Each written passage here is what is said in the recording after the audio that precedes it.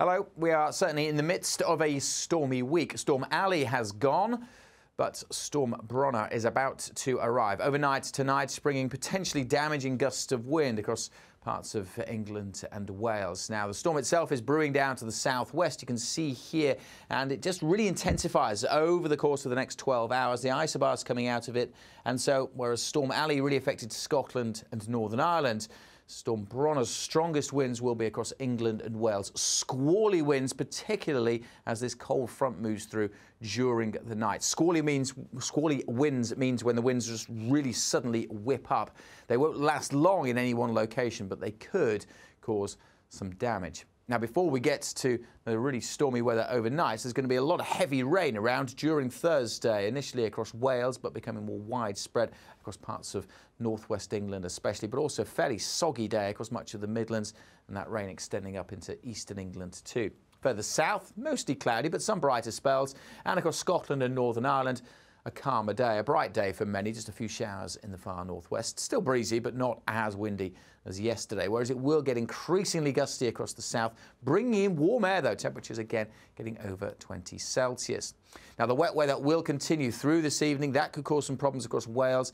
Heavy rain, too, moving into southwest England. But it's really as this system arrives, this band of rain that will be accompanied by those squally winds that potentially could cause some problems, particularly as this band moves across the Midlands and then into eastern parts of England through the early hours. Again, those winds just suddenly whipping up, potentially bringing down trees, causing travel disruption, and may even cause some structural damage. So that could cause some issues through the night before the strongest winds, as that storm system, you can see the swirl there, heads out into the North Sea first thing on Friday morning. It won't be a particularly cold night. It will be a blustery one, though. And you may well get woken up by those winds. Temperatures 7 or 8 degrees across the north, staying in double figures further south. Now, even into Friday morning across eastern England, still the likelihood of potentially damaging winds, at least for a time, before that storm system completely moves away by mid-morning. And then Friday, we're left with blustery conditions and plenty of showers. Some sunshine in between those showers. It won't rain all day. It will still feel pretty fresh with that gusty wind.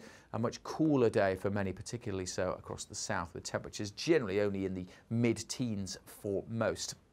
A gusty day then on Friday, and still some showers coming in on those brisk winds well into the evening across North Wales, Northwest England, Western Scotland, Northern Ireland. Elsewhere, the showers tending to fade, and so for many, Friday night should become dry, and that will, for some, lead into a fine start to the weekends. But there's a bit of uncertainty about the weekend. We're expecting further bouts of wet and windy weather to come across the south.